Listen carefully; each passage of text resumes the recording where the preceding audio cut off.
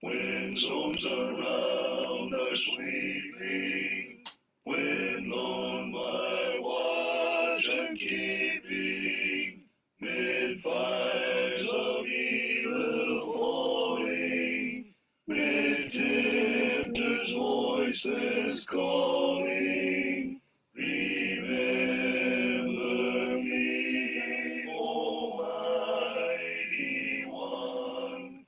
Remember me, Almighty One. When walking on life's ocean, control its raging motion, when from its danger shrinking, when in its dread deep sinking, remember me, Almighty One.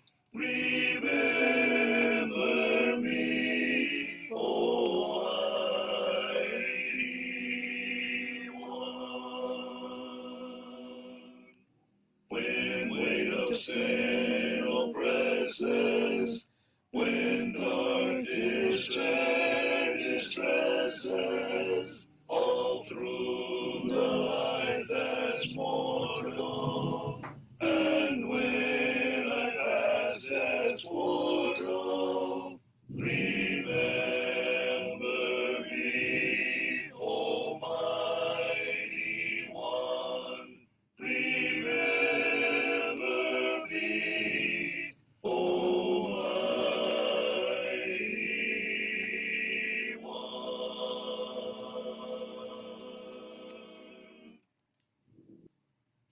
When day shadows lengthen, Jesus, be thou near. Pardon, comfort, strengthen, chase away my fear. Love and hope be deepened, faith more strong and clear. When the night grows darkest and the stars are pale, when the foemen gather in death's misty veil, be thou sword and buckler, be thou shield and mail. So no fear shall chill me on that unknown shore, for in death he conquered, and can die no more. His hand guards and guides me to the heavenly dawn. Blessed warfare over, endless rest alone. Tears no more nor sorrow, neither sigh nor moan, but a song of triumph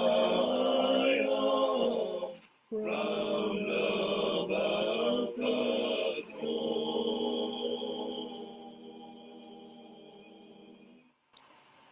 Maganda kayo mga kapatid. Tayo po ay Martes ng gabi instead na Lunes po ng gabi ang ating live sa linggong ito. Kagabi po kahapon kami ay pumunta po sa binisita namin si kapatid na Jimmy Bobis na nasa matinding karamdaman. Kaya nga po hindi na ako naka-live kagabi. So ang susunod po natin ay sa Webis ng gabi ang Biyernes ng gabi. Yan po ang ating maging schedule sa linggo na ito. Ayan po ang ating Tuesday, Thursday, Friday. Ganun din po mga kapatid, yung mga tagapakinig natin o mga kapatid na malapit dito sa Angeles City o kahit hindi naman malapit, kung gusto niyo pumunta, mayroon po kaming gospel meeting sa March 28, 2024. Ito po yung tinatawag ng Holy Week, Thursday. Ang aming mga magiging speaker ay galing po sa medyo malayo. Ano po? Pinakamalayo po ay marahil si kapatid na Larry Buenga, taga Prieto Dia, Sorsogon. Ang pangalawang pinakamalayo ay si Brother John Layusa, na taga Mercedes, Camarines Norte. At ang pangatlong pinakamalayo si Emmanuel Graneta, taga Santiago City, Isabela. Tapos, makapareho sila, mas malayo pa si Aris Bautista, taga San Jose, Nueva Ecija. Ang pinakamalapit sa Brother Edwin De Pedro, taga Nabotas, Metro Manila. Yun po ang ating magiging mga speakers. Ang ating theme ay past salvation, present salvation, future salvation. So, very interesting po ang ating past salvation. Ibig sabihin, yung punto na pinatawad tayo ng Panginoon sa ating mga kasalanan nung tayo po ay sumunod sa Ebanghelyo. Yung present salvation, kung ikay sumunod na sa Ebanghelyo, yung kasalukuyan ikaw ay nagiging tapat sa Panginoon. At yung future salvation, yung po ang ating reward sa langit na dadalhin ng ating Panginoon pagdating niya.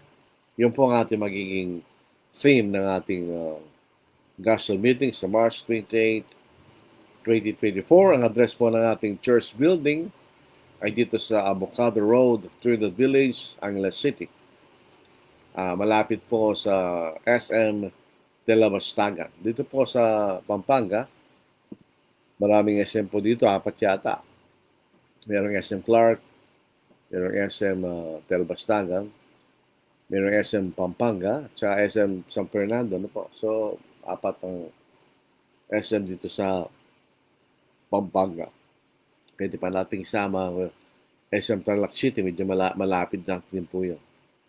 So, yan po ang ating magiging gospel meeting sa March 28, 2024.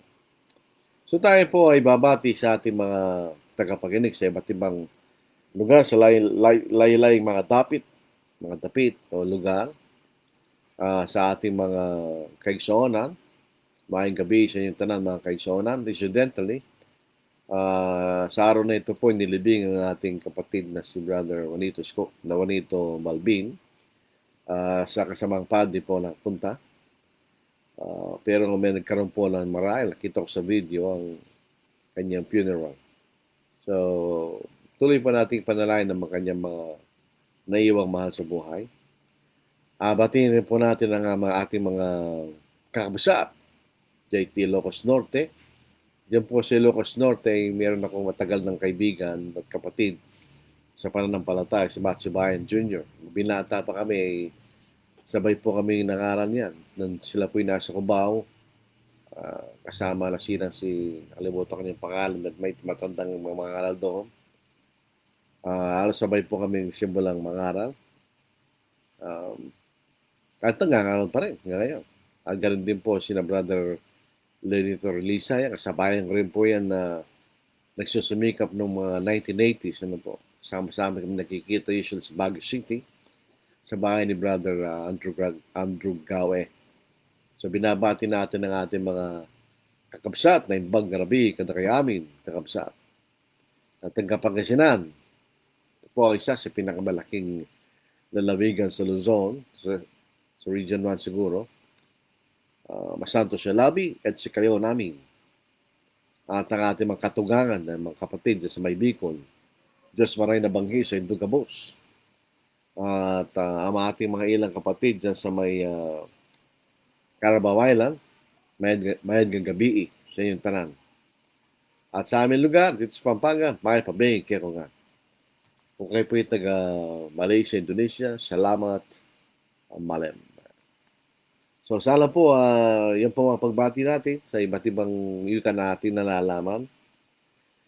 Maganda rin po kasi may kaunting nalalaman na po. Kung pwedeng pag-aralan kasi komunikasyon po yan eh. At ang pangangaral po ay isang uri ng komunikasyon ng kalooban ng Diyos. Yun po ang ating paksa ngayon.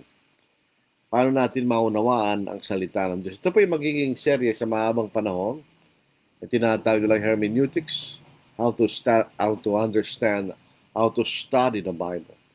Yan po ang ating magiging serye. Ang ating gagawin po ay maaaring yung first Facebook Live, either Monday or Tuesday, itutuloy natin yung sharing how to study the Bible. At yung pangalawang araw ng ating Facebook Live ay iba-ibang paksa rin. So, para magkaroon po ng variety ang ating pag-aaral sa Biblia. So, ito po ang ating pag-aaralan, Understanding the Word of God. Sa lahat po ng mga aklat na nagawa sa mundo, ang Biblia ang pinakamahalaga. Bagamat ironically, kung minsan, hindi pinapansin ng mga tao yan. Parang hindi mahalaga, pero actually mahalaga yan. Yan ang pinakamahalaga. Lahat ng mga aklat sa mundo, sabi nga po ni Solomon, ay pagpapagalaang. Sabi ng Batanggay nyo. Walang kapaguran, kanyang pag-aaral at paggawa ng mga aklat, kanya. Sabihin, napakaraming aklat ang nakikita na sa buong mundo, naragdagan araw-araw. Yung mga aklat na yan, makita natin. Sabi nga po rito niyan ni numakaral na po, pati walang kabuluhan kanya. Yung sinasabi sa atin. Pero itong Biblia, ito yung makabuluhan. Very important sa ating buhay. Sapagkat ito ang salita ng Diyos. In other words, ang Biblia po ay hindi salita ng tao. Ito yung nanggaling sa Diyos. Ito yung nanggaling sa bibig ng Diyos, literally. Yun sa 2 Timothy, o 2 Timoteo, 3 kabanata, ay 12 hanggang 17 mga 3 kabanata, dito po sa 16 hanggang 17 talata.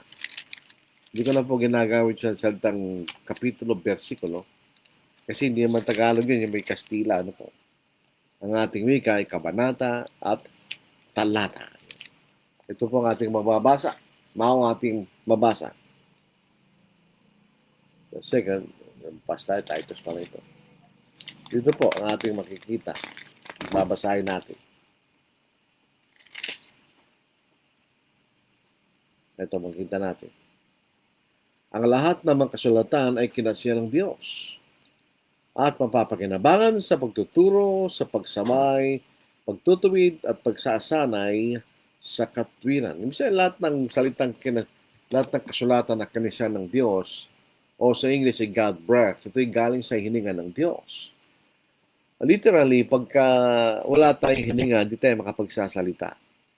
Kailangan ng hangin para tayo makapag-produce ng boses para tayo makapagsalita. Kaya meron tayong dito po sa ating lalamunan ng pinanggagalingan ng gumagawa ng ating boses. Kung wala yan, wala po tayong boses. Naalala ko po yung kwento noon ni Brother Rick Darasin na nagkaroon po siya ng matinding sakit sa bato. Sumampong yung sakit sa bato. Hindi siya makahinga dahil sa sakit. Hindi rin siya makapagsalita. Siya nagsasalita, walang lumalabas sa bibig niya dahil wala siyang hininga. Huminto pa samantala ang kanyang hininga. Hindi siya makapagsalita kanya.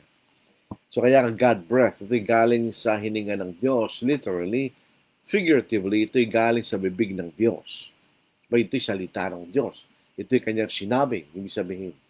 So kung nakikita natin ang ipaparaphrase mo natin ng talatang ito, ang lahat ng mga kasulatan na sinabi ng Diyos, yung makikita natin, ay mapapakinabangan sa pagtuturo, pagsaway, pagtutuwid, at sa pagsasanay sa katwiran. So ito ang salita ng Diyos.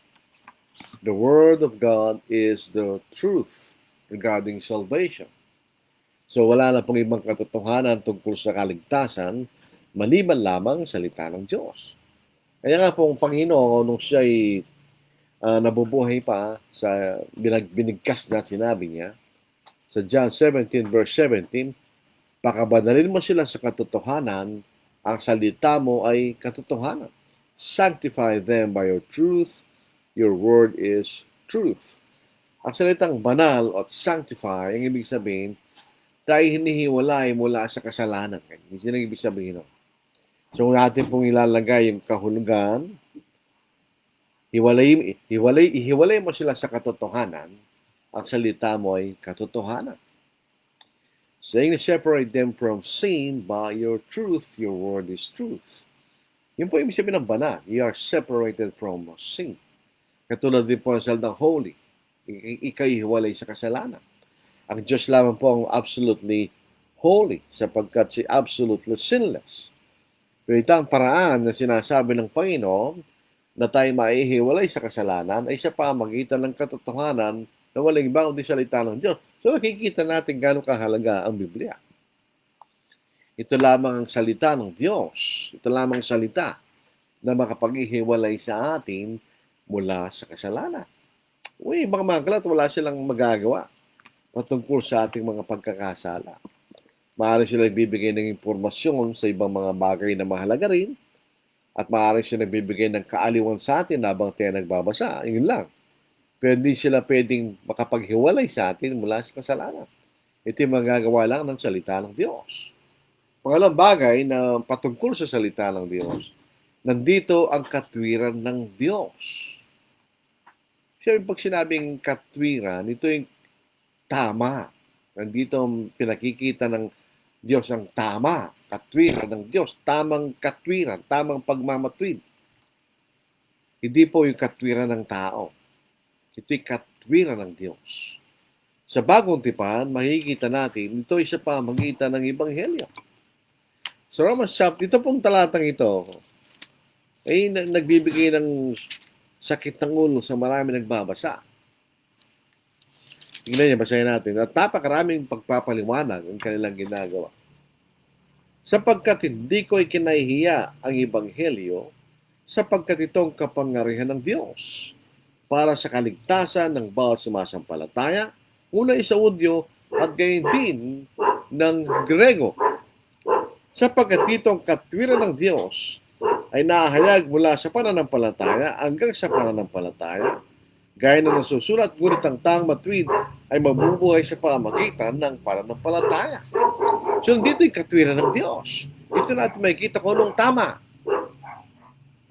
Kung ito'y katwiran ng Diyos, ito'y tama. Pag ito'y katwiran ng tao, maaaring tama, maaaring hindi. Dahil ang ating katwiran ay hindi absolutely na tama. Kung isa, dahil tayo nagkakamali.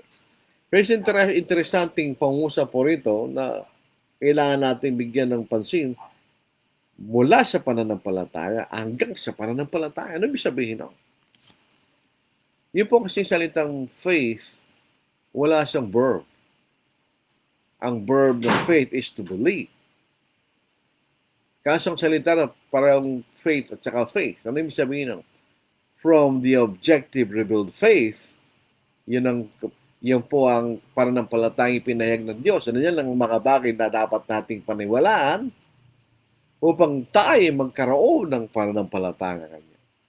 In other words, from the objective faith in order to have a personal faith. So yun ang ibig sabihin. No? So tayo, paano tayo sasampalataya? Sa pamagitan ng pananampalatayang ipinahayag ng Diyos. Yun ang simpleng kahulugan. No? Yan po yung nadiscover ko nung basahin ko po yung napakalit na aklat ni Robertson Whiteside, Commentary on the Book of Romans.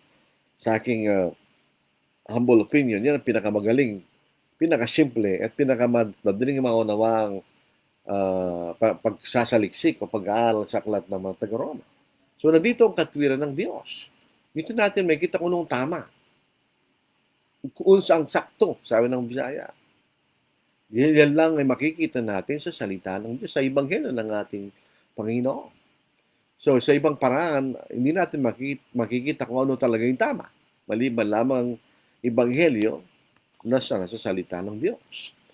Pangatlo, makikita natin, kinakailangan nating hanapin ang katwiran ng Diyos. Yun po ang isang bagay na dapat nating unahin. So dito sa salita ng Diyos, ito ang kanyang katwiran. Pero pa inuutosan tayo ng ating Panginoon na hanapin muna natin kanyang katwiran, ang katwiran ng Diyos. Dito sa Matthew 6 verse 33, but seek first the kingdom of heaven, kingdom of God, and His righteousness, and all these things shall be added to you. Maraming pagkakataon si Matthew ginagamit niya kingdom of heaven, pero sa pagkakataon na ito, kingdom of God, dahil gusto lang niya maipakita ang katwiran ng Diyos. So hanapin muna natin ang katwiran ng Diyos kanya. We have that obligation to seek God's righteousness. Hanapin natin ang katwiran ng Diyos. Kailangan nating saliksikin ng mga kasulatan. So dito na niyo makikita ang ating responsibilidad na unawain natin ang salita ng Diyos. Dahil napakahalaga, nandito yung katwiran ng Diyos. Nandito yung kapangyarihan ng Diyos para tayo maligtas kung tayo sasampalataya. So kailangan nating hanapin ang kanyang katwiran. So kinakailangan nating saliksikin ng mga kasulatan. Dahil dito natin makikita mahalagang bagay na sa pinakamahalagang bagay sa mundo, ang ating kaligtasan, ang katwiran ng Diyos. Dito sa John 5 verse 39, ang ating Panginoon, nung siya nangangaral, paano niya mapapatunayan na kung nga hinihintay niyong Messiah or Christ? Sabi niya, you search first the scriptures. At that time, in the Old Testament, sa Matthew 5 verse 39. Kasi wala pa bagong tipanon. So yung sinasabing scriptures in the Old Testament. For in them you think you have eternal life, and these are they which testify of me. So maraming mga hula sa Old Testament patungkol sa pagdating ng isang tagapagligtas na walang iba kundi ang ating Panginoon. Siyempre, kung doon ang makikita natin, ang buhay na wala hanggan, saan tayo pupunta? Doon sa kung saan natin matatagpuan ang salita ng Diyos na walang iba kundi ang mga kasulatan, ang banal na kasulatan, ang salita ng Diyos, ang Biblia. At merong utos sa atin na kailangan natin unawain ng kalooban ng Panginoon. That's a responsibility. Lalo kung tayo Kristiyano. Kahit hindi tayo Kristiyano. Kailangan natin unawain ang kalooban ng ating Panginoon. We have to understand the will of the Lord. So Ephesians 5 verse 7, therefore, do not be unwise. So tingnan nyo, salitang hangal o mangmang, hindi pa ibig sabihin na ikay walang alam. May ibang salita yung walang alam. Pero yung salitang mangmang o hangal kanya, hindi ibig sabihin na ikay walang alam. Kundi nagpapakilala sa atin na alam mo dapat mong gawin pero hindi mo ginagawa, ikay isang mangmang o isang hangal kanya. Sa English, unwise. Dito po sa Tagalog, kaya't huwag kayo maging mahangal. Kundi unawain ninyo kung anong kalooban ng Panginoon. Hangal, mangmang, the same. You know what you need to do, but you don't do it. Alam mo, ang mahalagang bagay dapat mong gawin, pero hindi mo ginagawa. Ang isang halimbawa ng isang mangmang o hangal na meron pong para bagang balita na may malakas na bagyong darating. Kinakailangan mong iproteksyonan ang iyong bahay. Yan lang ang ginawa. Lalo kung may sira na. Sa pagdating ng bagyong malakas, nasira ang bahay mo. Yun ang isang hangal. Yun ang isang mangmang. Dapat niyang kumpunin sa ang bahay niya hanggang sa paraan na makumpunin niya bilang pananggalang doon sa malakas na bagyo. Pero hindi niya ginawa. Yan ang mangmang. So huwag tayo maging mangmang. Do not be unwise. Alam natin na ito'y dapat natin gawin. But understand what the will of the Lord is. Unawain natin kung anong kalooban ng Diyos. Do not be drunk with wine. Ba't yun ang sinasabi ni Apostle Paul? Dahil kahit noong unang panahon, yun ang palaging ginagawa ng mga tao. Yun ang gusto nilang gawin. Ayaw nilang gawin ang unawain ng salita ng Diyos, pag-aralan ng Biblia, ayaw nilang gawin yun. Mas gusto nilang pumunta doon sa ganung klaseng activity, and do not be drunk with wine, in which is dissipation or kaguluhan, but be filled with the Spirit. This is metonymy. Filled with the Spirit how? With the words revealed by the Holy Spirit. Yun ay isang metonymy. Hindi ibig sabihin we are filled with literally with the Holy Spirit. Hindi yung kundi isang bagay na galing sa Espiritu Santo na walang iba kundi ang salita ng Diyos. We have to understand the will of the Lord. So, kailangan mong pag-aralan ang salita ng Diyos. We are to do the will of the Father. Kung gusto natin makapasok sa kaharian ng langit, kailangan natin gawin ang kalooban ng ating Ama na nasa langit. Pero ang tanong, pakuntana, sulod-sulod, kutang, pregunta, paano malalaman ang gagawin mo kung di mo alam ang kalooban ng Ama? Paano mo susundin ang kalooban ng Ama kung di mo alam ang kalooban ng Ama? Di ba? That's common sense. Dito po sa Matthew 7 verse 21, "Not everyone who says to me, Lord, Lord, shall enter the kingdom of heaven, but he who does the will of my Father who is in heaven." So, kailangan nating gawin ang kalooban ng ating mga nasa langit. So, by necessary implication, kailangan mo malaman kung ano ang kalooban ng ating mga nasa langit. So yung nakikita nyo ang ating kahalagahan, importansya na pag-aralan natin ang salita ng Diyos. Kasi, kailangan tayo gusto natin makapasok sa kaharian ng langit. So, kailangan natin pag-aralan ang kalooban ng ating Ama nasa langit na ito'y taglay sa salita ng Diyos. Hindi tayo pwede manghula, mag-imbento, gumawa ng sariling paraan. Hindi natin pwede pagkatiwalaan ang sariling kaisipan lamang natin. At ito'y palagi nating inuulit-ulit. Sa Proverbs 14 verse 12, tapos meron din po sa Proverbs 16, inulit po yun, na sabi rito ni Solomon, na sumulat sa mga kawikaan, sabi niya, mayroon daw na tila matwid sa isang tao. There is a way that seems right to a man. Kanya. Ngunit ang daang patungo sa kamatayan dulo nito. But the end of it is death. Ang dulo ay kamatayan o kapahamakan o kabiguan. So, hindi natin pwedeng lubusang pagkatiwala ng ating kaisipan lamang. Kailangan nating malaman sa pamamagitan ng pag-aaral ng salita ng Diyos ang kalooban ng ating mga nasa langit. Ang salita ng Diyos ay ang liwanag. Ang liwanag para makita natin ang daang patungo sa Ama na nasa langit. Nung sulat po ito, maaaring si Haring David o sino bang nagsulat sa mga awit. Dahil hindi lahat ng mga awit sa aklat ng mga awit ay sinulat ni Haring David. Iba-iba yan. Ang sabi niya sa Psalm 119 and verse 105, imagine po natin ang panahon, ng context ng panahon na yon. Ang kadiliman ng gabi. Sa ating panahon nga, alas hindi na madilim ang gabi. Madilim pa rin pero ng mga ilaw. Lalo kung tayo po'y nasa syudad. Katulad ng kung saan ako nakatira ngayon. Ito yung syudad. Alas pagka dumating ang gabi, maraming ilaw sa daan. Maraming ilaw sa mga tahanan. Pero nung panahon na ito'y naisulat, walang gano'n. Walang ilaw sa gabi. So, napakadilim. Imagine natin dilim na yon, representing ang kadiliman ng binibigay ng kasalanan. So, paano makikita ang patungo sa katwiran ng Diyos o sa kaligtasan na binibigay ng Diyos? Kailangan magkaroon ka ng liwanag para makita mo yung daan patungo sa Ama na nasa langit dahil sa pulong-puno ng kadiliman ng kapaligiran. Sabi sa Psalm 119 verse 105, "Your word is a lamp to my feet and a light to my path." Tignan niyo, yung lamp to my feet, yun ang short distance para hindi ka matison. Pero yung light to my path, nililiwalag niya sa gitna ng kadiliman ang daang patungo sa Diyos. Ang daang patungo sa kaligtasan kanya. So, bakit natin binasa yung mga talatang binasa natin? Because we need to study and understand the Word of God. Na napakahalaga ng salita ng Diyos. Binabaliwala ng mga tao, na-underestimate ng mga tao, it is being ignored by people. Well, it is the most important book. Dahil nagtatanggal rito ang ating pag-asa na tayo malaya mula sa tinakala ng kasalanan na bumibihag sa mga tao. Tandaan po natin, sabi ni Apostle Paul, lahat ay nagkasala nga at hindi nakaabot sa kalatian ng Diyos.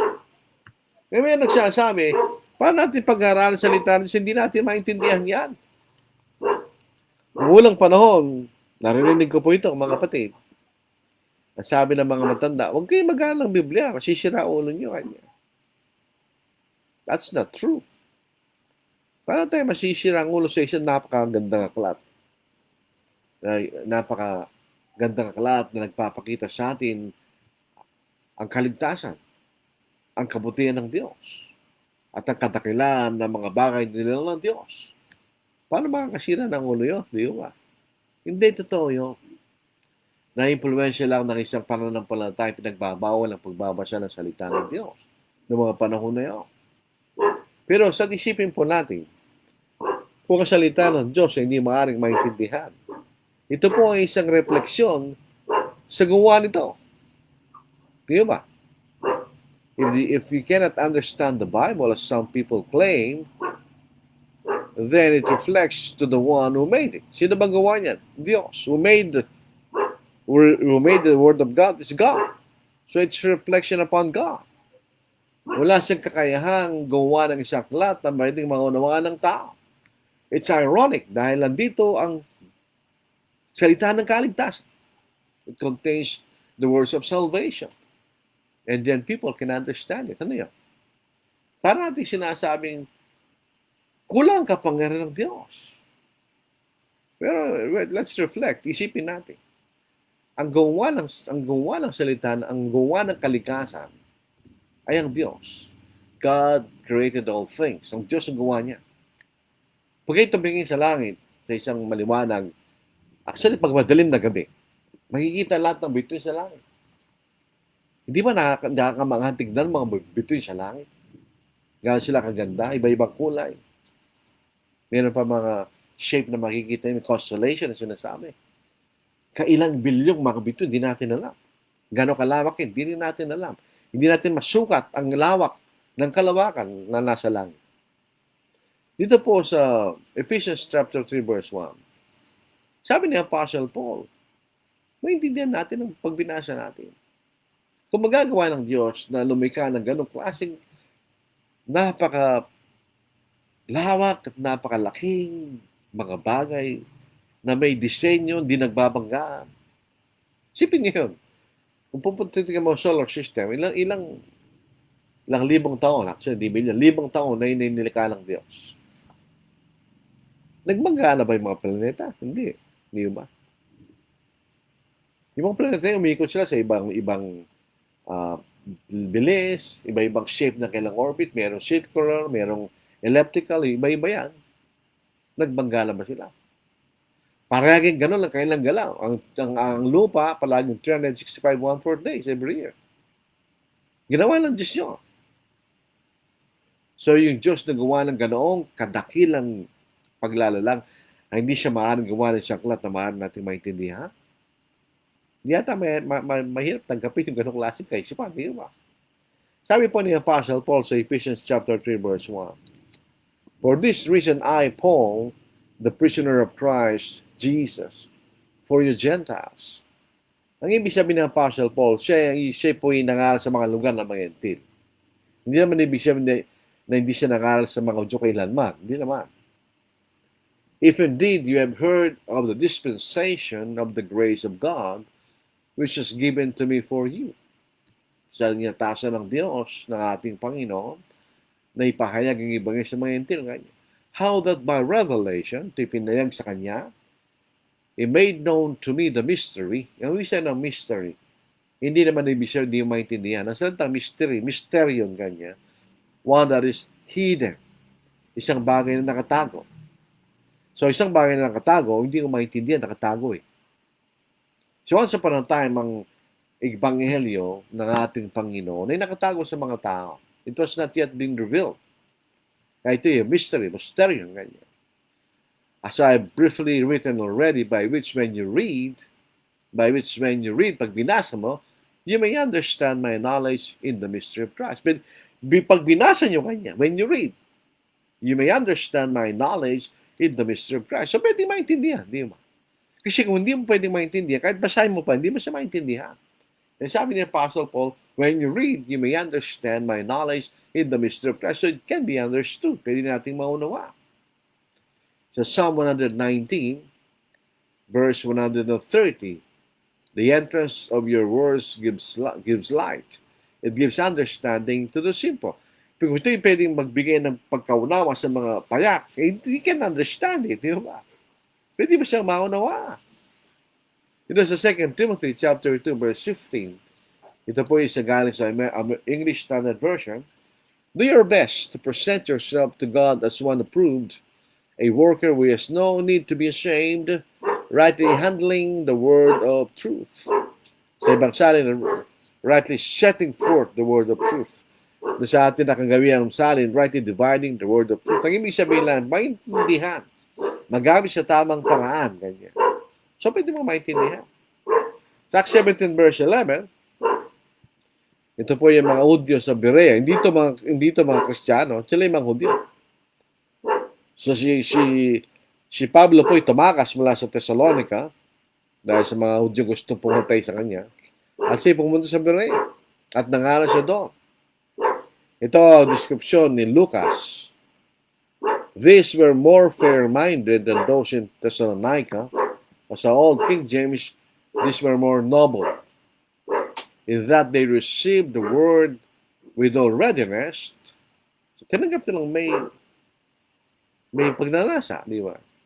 And search the scriptures daily to find out whether these things were so. So, paano ngayon nila sasabihin ng kasulatan kung hindi nila maintindihan?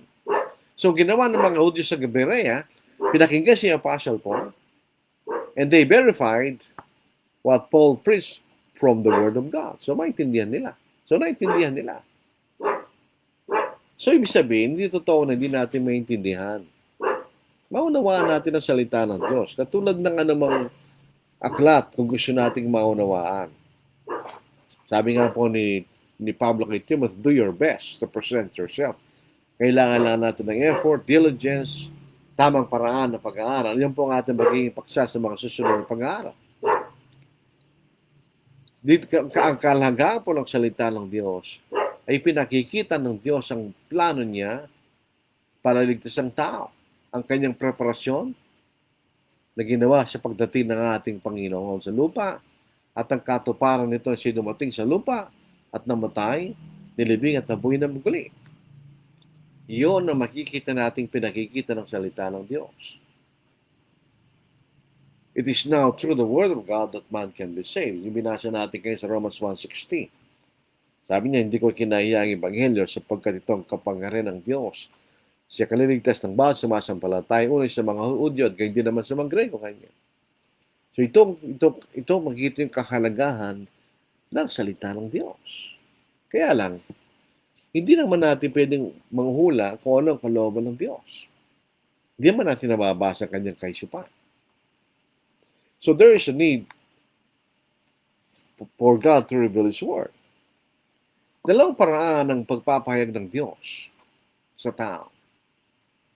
Sa pamagitan ng kanyang mga nilalang at sa pamagitan ng kanyang paglalahad ng kanyang kalooban. Sa pamagitan ng kanyang mga nilalang, nakikita natin na may lumalang na makapangyarihan. Kaya lamang, kahit alam natin may Diyos na makapangyarihan sa lahat, hindi pa rin natin malalaman ang kanyang kalooban unless ito ipapahayag niya sa atin. At ang ginamit niyang paraan ng pagpapahayag ay sa pamagitan ng pagsulat ng kanyang kalooban. Pwede niyang piliin na kausapin tayo sa isa directly kung gusto ng Diyos. Pero sa kanyang dakilang karunungan, pinili niya na kanyang isulat ng kanyang kalooban. Yun ang ginawa ng Diyos.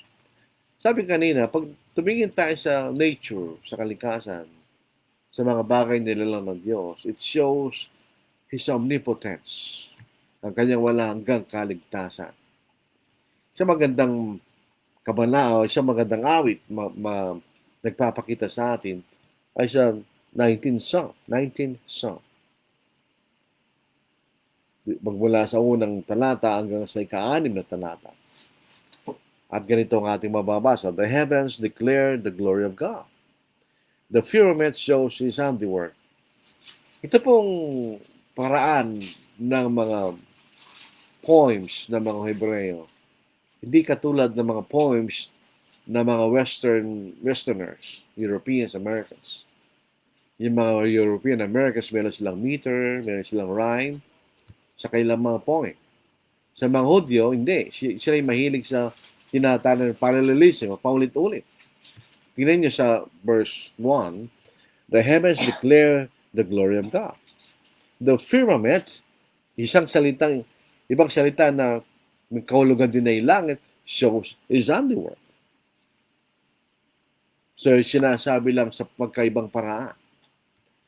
Day unto day utters speech, and night unto night reveals knowledge. Ito there is no speech nor language where their voice is not heard. Pero hindi naman nagsasalita ang mga bagay nilalang ng Diyos. Sila nagsasalita sa paraan na ipinakikita nila ang kadakilaan niya ang gumawa kanya. Pinakikita yung kailang pattern at design. Hindi nag-iiba. Sa verse 4, their line has gone out through all the earth, and their words to the end of the world. Again, parallelism yun. In them he has set a tabernacle for the sun, which is like a bridegroom coming out of his chamber, and rejoices like a strong man to run its race. Its rising is from one end of heaven, and its circuit to the other end, and there's nothing hidden from its heat. Gano'n kayo nakakainit ng araw? Paulit-ulit yun eh. Every day. Gano'n lang nangyayari. So, hindi nag-iiba yun. So, there's a pattern. Kaya nga po yung mga evolutionists, hindi tama. Pag nakikita ng pattern and design, there's a creator. May lumala. Hindi po pwede magkaroon ng pattern and design out of accident, katulad ng sinasabi ng mga evolutionists. Pero when it shows a design and pattern, it shows there's a creator. So yung nature, pinakikita ang malanggang kapangyarihan ng Diyos. This Romans 1 verse 20, ang kalikasan na nilang ng Diyos ay nagpapakita rin sa kanyang kapangyarihan at kung anong klaseng Diyos siya. Romans 1:20, for since the creation of the world, His invisible attributes are clearly seen, being understood by the things that are made, given His eternal power and Godhead, so that they are without excuse. Walang excuse hindi maniwala sa Diyos. Kaya nga sabi sa Psalm, the fool says in his heart, there is no God. That's a fool. Hindi nag-iisip yun. Kung nag-iisip ka, malalaman may lumalang. Hindi pwede nagbanggaan tapos may namabas. Pag na may nagbanggaan, masisira lahat yan. Walang lilitaw na mas mabuti. Katulad pa nakita accident sa daan. Meron bang gusto mo magkaroon ng Mercedes-Benz, banggayin mo sa sakyan mo, lalabas Mercedes-Benz. Nalalabas yun, siya ang sasakyan. May lumalang. Yun ang kalikasan. Kaya lang, ang kalikasan sinasabi sa atin na mayroong Diyos na lumalang. Ang kalikasan sinasabi sa atin ang kanyang kapangyarihan at anong klaseng Diyos ang lumalang. Pwede sinasabi sa atin ang kalooban ng Diyos. Kaya lang wala ka rin excuse. Bakit? May Diyos eh. May lumalang. Makikita mo sa mga bagay na nandito. Kung ang tao makagawa ng napakagandang bahay, mayroong pattern, may design. May lumalang na tao. May gawa. Lalo na yung kalikasan. Na walang sino mang tama ang gawa. Sinong tama ang gawa ng isang halaman? Wala. Sinong tama ang gawa ng isang bituin? Wala rin. Sinong tama ang gawa ng tao? Maliban sa natural ng panahon na binigay ng Diyos, wala rin. Sapagkat ito'y nilalang ng Diyos. So, Holy Spirit ang nagpahayag ng kalooban ng Diyos. Sabi, Holy Spirit. Siya nagpahayag at siya rin po nagpatunay na ito'y galing sa Diyos. Isipin natin. Sa John 16 verse 30, sa verse 12, yung context po nito. Ang Panginoon, sabi niya sa kanyang mga alagad, marami pa akong mga bagay na sasabihin, ngunit ngayon hindi niya matatanggap kanya. Dahil tandaan po natin, ang kanyang mga alagad ay mga Hudyo. Meron silang prejudice sa ilang mga bagay na kung ituturo ng Panginoon sa panahon na yun, ay hindi nila tatanggapin. Ganyan. Basahin natin. So verse 12, I still have many things to say to you, but you cannot bear them now. Verse 13, however, when He, the Spirit of truth, has come, He will guide you into all truth. For he will not speak on his own authority, but whatever he hears, he will speak, and he will tell you things to come. So siya magpapay ng buong katotohanan ngayon. Ang Espiritu Santo nagpahayag no. Dahil ang Espiritu Santo nalalaman niya ang kaisipan ng Diyos. Tingin sa 1 Corinthians chapter 2 verse 10. Ito po ay sa New American Standard Bible 1995. But for to us God revealed them through the Spirit. The Spirit searches all things, even the depths of God. The depths, yung lalim ng Diyos ay. For who among men knows the thoughts of a man except the spirit of the man which is in him? Even so, the thoughts of God no one knows except the Spirit of God. Now, when we have received not the spirit of the world, but the Spirit which is from God, so that we may know the things freely given to us by God. Dahil itong nagpakayag sa atin. Ang mga bagay na binibigay sa atin ng Diyos para tayo maligtas sa Kanya. Which things we also speak. Itong bagay na ipinibinigay ng Diyos pamilya Espiritu Santo Kanya, ito rin Kanya aming sinasabi. Not in words taught by human wisdom, but in those taught by the Spirit, combining spiritual thoughts with the spiritual words. So, ipinahig niya mga salita. Yun ang pinangangaral ng mga apostles. At ito yung pinahig sa atin ngayon. Ito yung naisulat. So, ito ang katotohanan ay pinahayag ng Espiritu Santo. Kaya po yung nagsasabi, sa panahon na ito may mga propeta pa rin, that's blasphemy against the Holy Spirit. Para mo sinasabing hindi nagawa ng Espiritu Santo kanyang gawain. There are no prophets anymore. There is no more things to be revealed. Dahil ito yung pinahayag na ng Diyos sa pamagitan ng Espiritu Santo. So, kitingnan po natin ang picture ng ating pinag-aaralan sa gabing ito. Mahalaga ang salita ng Diyos. Andito ang katwiran ng Diyos. Andito ang kalooban ng Diyos. Andito ang paraan ng kaligtasan na pinahayag sa atin ng Diyos. Hindi ba dapat bigyan natin ng panahon? Kay Kristiyano naman tayo, hindi. Ang salita ng Diyos. We now have the obligation to know and understand God's will. Bakit? Pwede mong hindi gawin yun. Of course, you have made us free. But he will face the consequence. If we ignore the Word of God, there will be a consequence. This is Proverbs chapter 1. It's a good illustration on the po. Sa Proverbs chapter 1, ang sabi ng Diyos, ako'y humihiyaw kanya. Mayroong personification ng karunungan. Hindi na pwedeng sumigaw ang karunungan sa sarili niya. So this is a personification. Pag ginawang parang tao ang karunungan. In other words, ito'y pinapangaral. Ito'y sinasabi sa natin. Dito po sa verse 20 ng Proverbs chapter 1. Wisdom calls aloud outside. She raises her voice in the open squares. She cries out in the chief concourses. At the openings of the gates in the city, she speaks her words. How long, you simple ones, will love simplicity or naivety? For scorners delight in their scorning, and fools hate knowledge. Yun nga mga mangmak, ayaw nila yung karunungan.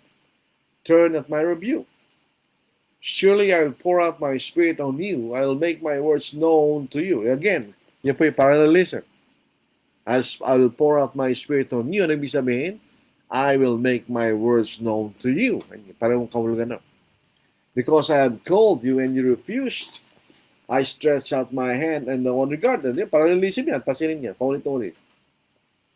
Because you disdain all my counsel and would have none of my rebuke. Again, parallelism.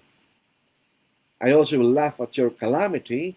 I will mock when your terror comes. Tingnan niya, puro parallelism yan. When your terrors comes like a whirlwind, and like a storm, and your destruction comes like a whirlwind, when distress and anguish come upon you, pag namatang ang pagkapigatihan o ang problema mo sa buhay, ibig sabihin, then they will call on me, but I will not answer. Bakit di sasagot ang Diyos? Bakit? They will seek me diligently, but they will not find me, because they hated knowledge and did not choose the fear of the Lord. They would have none of my counsel and despise my every rebuke. Ganyan. Sabi, hindi niya ako pinansin kanya. Ako yung nagsasalita, hindi ako pinansin kanya. Una ka naghinig sa akin kanya. So, ano mangyari sa mga taong yun? Therefore, they shall eat the fruit of their own way and be filled to the full with their own fancies. In other words, you will bear the consequence for ignoring the word of God. You will face the consequence. So we will face the consequence kapag hindi natin binigyan ng panahon ng salita ng Diyos. If you are not a Christian, one, you need to know how you will be saved from your sin. Dahil we will face the consequence of our sins pag hindi pinatawad. Tayo mapaparusahan dahil sa ating mga pagkakasalang hindi pinatawad. Tataglay pa rin natin pag tayo namatay. This is John chapter 6, 14 verse 6. Jesus said to him, I am the way, the truth, and the life. No one comes to the Father but through me. I am the way to salvation. I am the truth to know the way to salvation and the life. When you know the way to salvation, ganyan. So tingnan niyo, I am the way. Ako ang daan. Ano yun? Yun ang katotohanan ganyan ng ating Panginoon. Ano magiging bunga no? Pag nalaman mo, you'll have life. Yun ang sinasabi ng Panginoon. I am the way. Ako ang daan. Ano yung daan? Ano yung katotohanan? Pag nalaman natin sumunod sa katotohanan, ano mangyayari sa atin? We will have eternal life. No one comes to the Father but through me. So Jesus saves us through His Word sa pamagitan ng Kanyang salita. Either nung siya buhay pa, o ngayon namatay na siya. Ang sabi ng Panginoon sa kanyang mga alagad, malis na kayo sa pamagitan ng aking salita na sinilita ko sa inyo kanya. So, Jesus saves us through the Word, through His Word. Nang siya po'y gawa ng isang miracle, pinakain niya libo-libo mga tao. Ano sabi niya? John 6 verse 63, it is the Spirit who gives life. Bakit? Because the Spirit who reveals. The flesh profits nothing. The words that I've spoken to you are spirit and are life. But there are some of you who do not believe. So yung mga salita sinasabi ng ating Panginoon, ito mga salita nagbibigay buhay sa atin. Nagbibigay ng buhay na walang hanggan. Alam ng Panginoon na mga nakidoon sa mga tao, yung mga tao hindi naniniwala sa Kanya, gusto lang nila pagkain. Hindi lang naman sa panahon na yun, kahit sa panahon natin ngayon. Maraming mga tao na parang interesado sa katotohanan, pero actually interesado lang sila sa pakinabang. Kaya hindi na sinasabi ng Panginoon sa John chapter 6, di ba? Hindi na nakita yung kahalagaan ng ginawa niya. Nagpakain siya ng mga tao. Ano sinasabi? I am the bread of life. Kanya. Kung yung pagkain na yun, nagbigay ng pasamantalang buhay, ako magbibigay siya ng buhay na hindi matatapos kanya. No, sa po yung tinuksyon ng Diablo sa Matthew chapter 4. Then Jesus was led up by the Spirit into the wilderness to be tempted by the devil. And after he had fasted 40 days and 40 nights, he became hungry. And the tempter came and said to him, ganun si Satanas. Pupuntahan kanya sa panahon ng tila bagang kainahan mo kanya.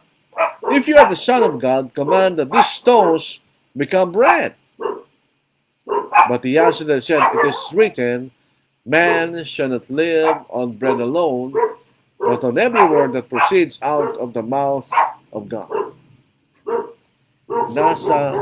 Kailangan tayong mabuhay, hindi lamang po sa physical na pagkain, kundi sa bawat salitang lumalabas sa bibig ng Diyos. Kung tayo Kristiyano na, kailangan natin ang salita ng Diyos upang tayo lumago sa ating pananampalataya. So, 1 Peter chapter 2 verse 2, like newborn babes, sanggol ang pinakamatakaw na nila lang na tao, actually.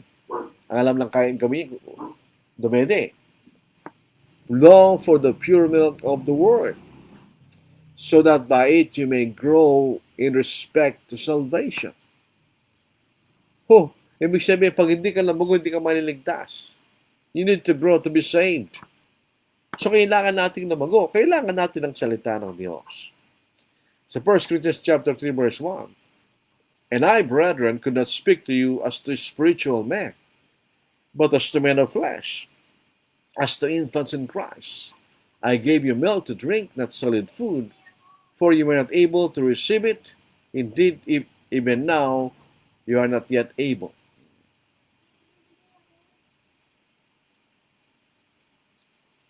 So, ibig sabihin, hindi lumago yung mga taga-Korinto. Dahil na sa amin, friends, matagal na silang mga Kristiyano, pwede sila lumago ganyan. Sa Hebrews 5 verse 12, ganun din, we are expected to grow kung tayo mga Kristiyano. "For though by this time you ought to be teachers, you have need again for someone to teach you the elementary principles of the oracles of God. And you have come to need milk and not solid food, for everyone who partakes only of milk is not accustomed to the word of righteousness, for he is an infant. But solid food is for the mature, who because of practice have their senses trained to discern good and evil." So, kailangan tayo lumago. Kailangan natin pag-aralan ang salita ng Diyos. In 2 Peter 3:18, "But grow in the grace and knowledge of our Lord and Savior, Jesus Christ. To Him be the glory, both now and to the day of eternity. Amen." So, Christians need to grow. Alam po ba niyo ang paraan lamang ng ating paglago? Hindi natin makakamtan sa anumang paraan, kundi sa salita ng Diyos. Acts chapter 20, nung namamaalam na si Apostle Paul sa mga elders na taga-Ephesus, itong sinabi ni Apostle Paul. Sa Acts chapter 20, nung sinamamaalam na po, itong sinabi ni Apostle Paul. Verse 32, "So now, brethren, I commend you to God and to the word of His grace, which is able to build you up and give you an inheritance among all those who are sanctified." So, to be edified is to grow. To grow. How do we grow? By the Word of God. And you need to bear fruit. Kung tayo Kristiyano, kailangan tayo magbunga. Sa John chapter 15, verse 1, "I am the true vine, and my Father is the vine dresser. Every branch in me that doesn't bear fruit, it takes away. And every branch that bears fruit, it prunes, that it may bear more fruit. You are already clean because of the word which I have spoken to you. Abide in me, and I in you. As the branch cannot bear fruit of itself unless it abides in the vine, neither can you unless you abide in me." So, kailangan tayo labago. Tayo lalago sa pamagitan ng salita ng Diyos. So, ating panghuling conclusion, kailangan nating hanapin ang salita ng Diyos. Kailangan nating hanapin ng Diyos sa pamagitan ng kanyang salita. But without faith, it is impossible to please Him, for he who comes to God must believe He is, and that is a rewarder of those who diligently seek Him. We seek the Lord through His Word. Maraming salamat po sa inyong pakikinig. We need to study and understand the Word of God. Amen. So ito po ang ating pag-aaral sa gabing ito. I'm pressing on the upward way, new heights I'm gaining every day, still praying as I onward bound.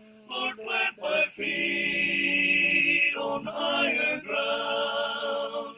Lord, lift me up and let me stand. My faith and stable, higher than I have found. Lord, plant my feet on higher ground. My heart has come turn to say what doubts about and fears dismay. Though some may climb the wings above, my ground, my aim is higher ground. Lord, lift me up and let me stand. My faith on heaven's stable land.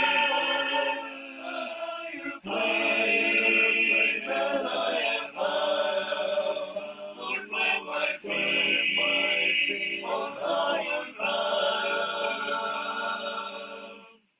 I want to scale the utmost high and catch a gleam of glory bright, but still I'll pray till heaven found. Lord, lead me on to higher ground. Lord, lift me up and let me stand. My faith on heaven's stable, higher plane than I have found. Lord, plant my feet on higher ground. Ibang version po ng higher ground, 4/4 po yan, ano po. Yung kinakanta natin 3/4, iba rin po yung nota nila. Yung po mas mabilis yung 4/4. Yung po ang para bagang mas popular ngayon na naawit ng mga kapatid. So ito po ang ating bahagi ito. Basahin lang po natin mga comments. Samuel Garneta, good evening, brethren. Oljan Ocampo, good evening po. Ginian Le, good evening. Richard Dionisio, good evening po sa lahat. Jen Bautista, good evening. Nida Villamin, magandang gabi po, Brother Lordy. Arton, Royce Mabal, good evening, brother. Watching here in hospital. Bye-bye, see you later. Opo, na may karamdaman po na nagkaroon po ng mamamagay balikat ng anak ni Brother Archon. Arman Olino, good evening, brother. Sa mga kapatid, watching from San Manuel, Tarlac. Eleanor Ortiz, good evening po. Magandang gabi po sa ating lahat. Virgilio Correa Paet, good evening, brother. Exalt Stromidor, blessed evening, Ixon. Report, gandang gabi po. El Gabriel Pos, good evening. Aurelia Martinez Molina, good evening, brother. Good evening sa lahat ng mga kapatid. Si Alan Darusin, meron siya ibang pangalan doon sa last. Kung ito yung tanong niya, iba yung pangalan niya. Hindi ko may ibang klaseng pangalan niya eh. Siya para si Alan Darusin, ganyan. So, na-explain natin yan. Hindi natin pwedeng ipilit na dahil lang sa Jeremiah 31, yung verse 4, ay kasama siya sa verse 14. Hindi Yung verse 14, yung mangyayari pa lang sa pag-inaharap, na ito sinulat ni Jeremiah sa mas malayong pang-inaharap. Ang mas malapit na pang-inaharap ay mangyayari pagbalik nila sa lupain ng Kanaan. Makikita na, babasahin mo yung Jeremiah 30:31, ito yung paghula ng pagbabalik nila mula sa pagkaalipin.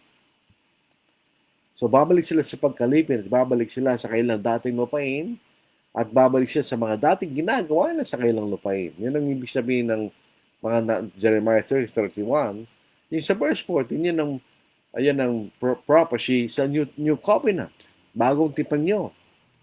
Yun yung nangyari sa bagong tipan. Tulad sinasabi sa Hebrews chapter 8.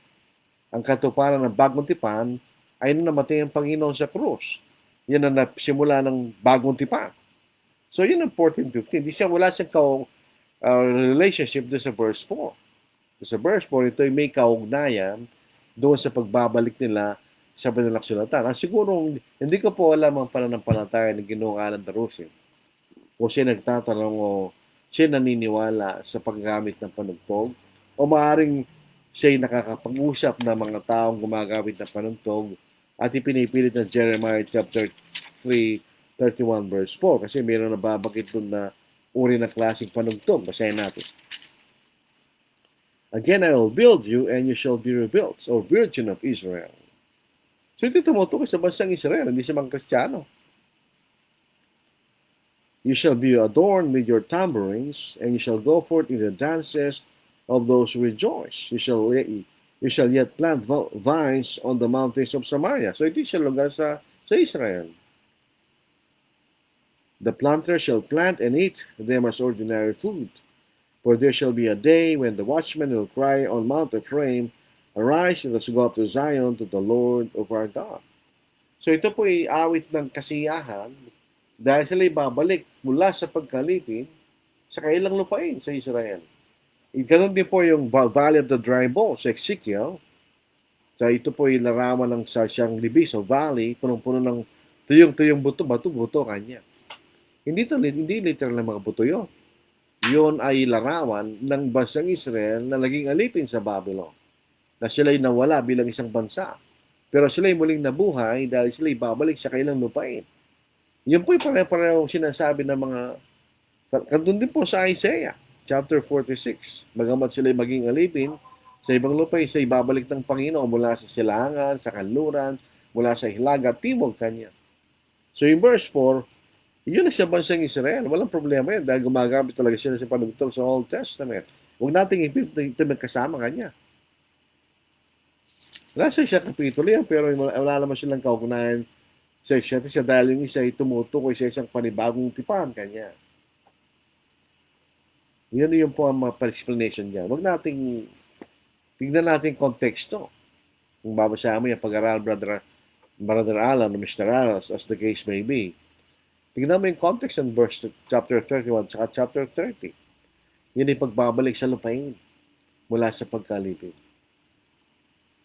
Kasi kung sa bagong tipan, wala talaga tayo mababasang paggamit ng panugtog sa pagsamba. Kaya ito gumagamit ng panugtog sa pagsamba, mababalik sila sa Old Testament. Wala silang talata sa bagong tipan. Ganun talaga yun. Katulad po ang isang bagay na ginagawa ay walang scriptural authority, wala silang babanggitin talata. Dahil wala silang talata. Kasi kung may talata yan, sasabihin na nila.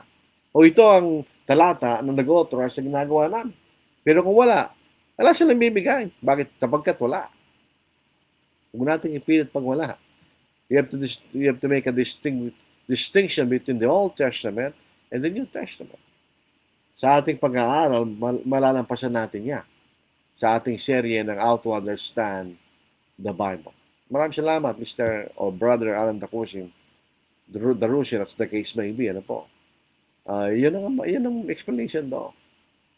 Yan ang kahulugan actually. Yung sinasabi ni Jeremiah doon sa mga binanggit na mga talata.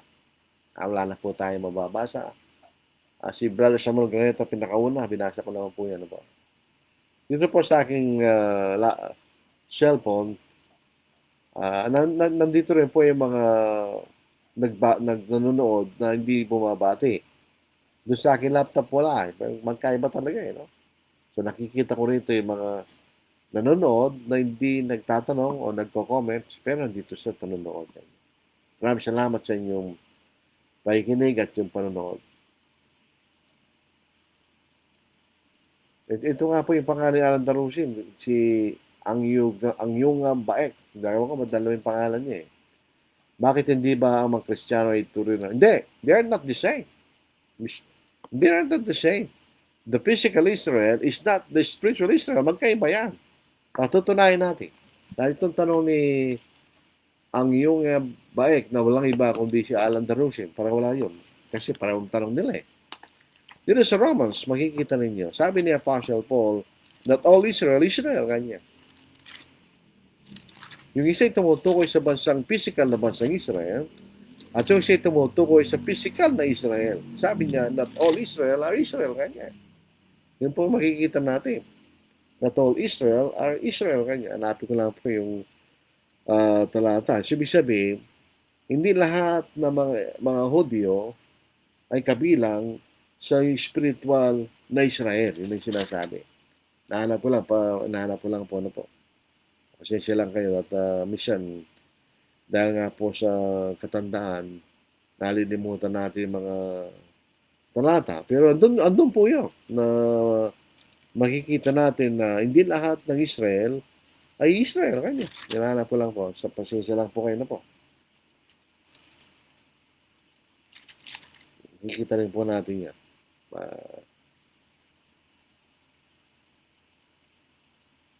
Ito, sa verse 6 ng chapter 9. May distinction sa dalawa. There's a distinction between Christians as the spiritual Israel and the Israelites as physical Israelites. Basahin natin. Ito po makikita natin. Ano po? Dito po sa verse 1 ng chapter 9, I tell the truth in Christ, I am not lying.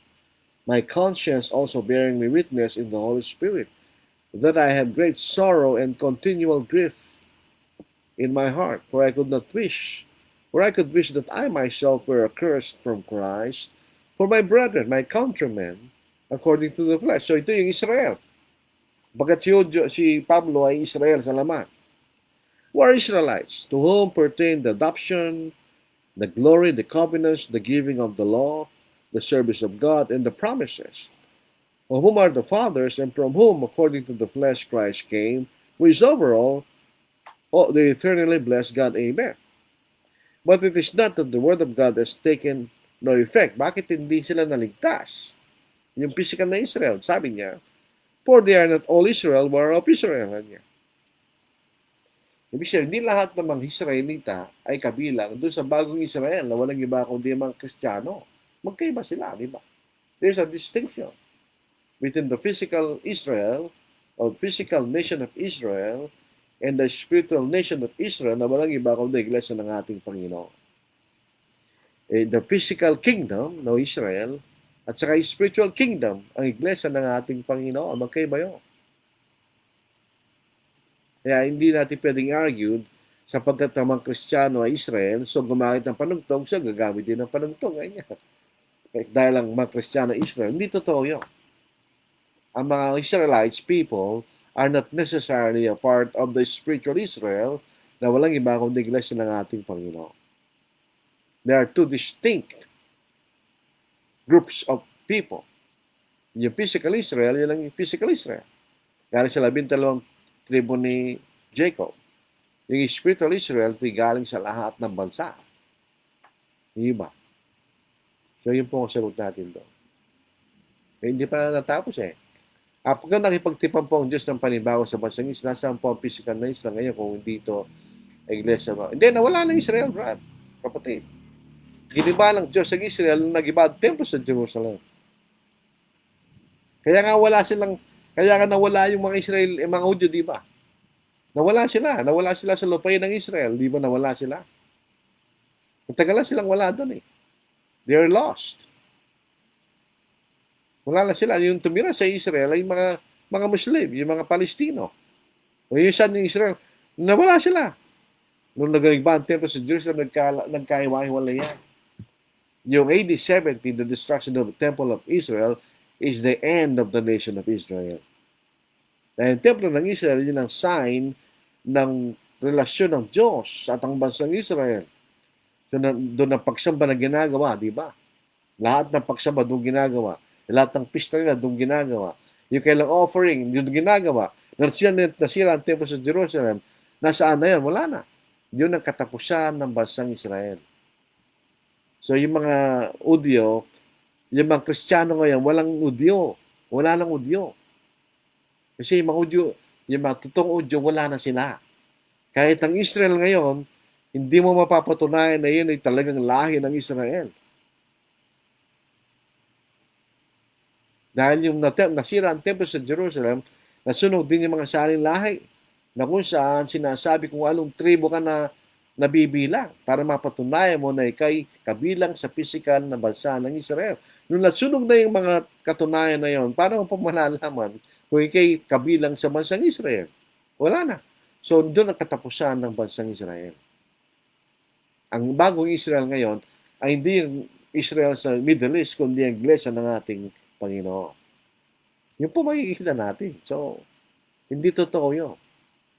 Nagipagtipan ng Diyos sa bagong tipan, yun ay sa lahat ng mga bansa, di ba? Sa pamagitan ng ating Panginoon. Nagsimula yan sa Israel, siyempre. Dahil ang kaligtas nagsimula sa Israel. Pero ito'y kumalat sa mga Gentiles. Eventually, mas marami mga Gentiles kaysa sa mga Hudyo until AD 70 na sinira ng inatulan ng Diyos ang Israel bilang kanyang bayan. Natupad. Tandaan natin, ang Israel ay magiging bayan lang ng Diyos kung sila susunod sa Diyos. Nung panahon ng ating Panginoon sa Kristo, sila ba'y sumusunod sa Diyos? Hindi. Ang description ng Panginoon sa bansang Israel ay ito, sa Matthew chapter 15, 8 and 9. Nireject nila ang Panginoon. Bilang anak ng Diyos, pinatay nila. So, nireject sila ng Diyos bilang kanyang bayan. So, Matthew 15, verse 8 and 9, sahin natin. Kung hindi ka pa, pag-aralan mo, Mr. Ang iyong mga baek, pero ito si Alan Darusin lang po ang pangalan niya kasi yun din po pa rin pagtatanong niya. So, may isa sa account na ito na hindi totoo account. Pero pagbigyan po natin. Parang pangako, hindi sila naging tapat. Tandaan, bumalik ka sa Deuteronomy. Sila yung magiging bansang bayan ng Diyos. Hanggat sila tumutupad sa bayan, sa mga kautusan ng Diyos. The moment na sila hindi tutupad, sila ay itatakwil ng Diyos. Sa 15:8 and 9 ng Matthew, these people, ang bansang Israel, draw near to me with their mouth and honor me with their lips, but their heart is far from me, and in vain they worship me, teaching as doctrines the commandments of men. Yun ang Israel. Tinakwil nilang Diyos, ang Panginoon, bilang anak ng Diyos. Tinakwil din sila ng Diyos bilang kanyang bayan. Ang kaharian ng Diyos ay nailipat sa ibang bayan. Sa Matthew chapter 21, Mr. Baek o Mr. Darusin, dahil pareho lang po yan, nilipat sa ibang bayan. Ano yung bayan na yun? Yung bayan na magbibigay kaya ng bunga kanya. Yun ang makikita natin. Nilipat na ng Diyos ang kanyang kaharian mula sa physical na Israel patungo sa isang panibagong bayan. Yun ang makikita natin. So, sana po nakatulong ito sa iyo, Mr. Baek. Huwag nating ipilit kung bagay na hindi tinuturo ng balang salita. Pero pag-aralan po nyo, hindi ko sinasabing hindi nyo makikita ang katotohanan. Pag-aralan nyo at makikita nyo ang katotohanan kung tayo po'y magpapatuloy sa ating pag-aaral sa salita ng Diyos. So, Matthew 21, verse 43, therefore I say to you, the kingdom of God will be taken from you and given to a nation bearing the fruits of it. So, tinakwil sila ng Diyos bilang kanyang kaharian. At ibinigay sa isang panibagong kaharian yun, yung kaharian ng Diyos, yan ang Israel. Yan ang iglesia pala ng ating Panginoon. Yung spiritual na Israel. Yun ang makikita natin. So, maraming salamat sa Mr. Baek. Kung ang punto po nyo ay may pakilit. Si Alan Darusin po ito. Dahil itong tanong na ito ay tinanong din po ni ang iyong Baek. Nung nauna ka na. May account. May dalawa account. May dalawa account siya. So, maraming salamat pa rin sa iyong tanong. At sana yung pagsutuloy yung pag-aaral sa salita ng Diyos para makita mo kung ano katotohanan na sinasabi ng Diyos sa kanyang salita. Maraming salamat pa rin sa iyong mga tanong. Okay, wala na po tayong mga tanungan.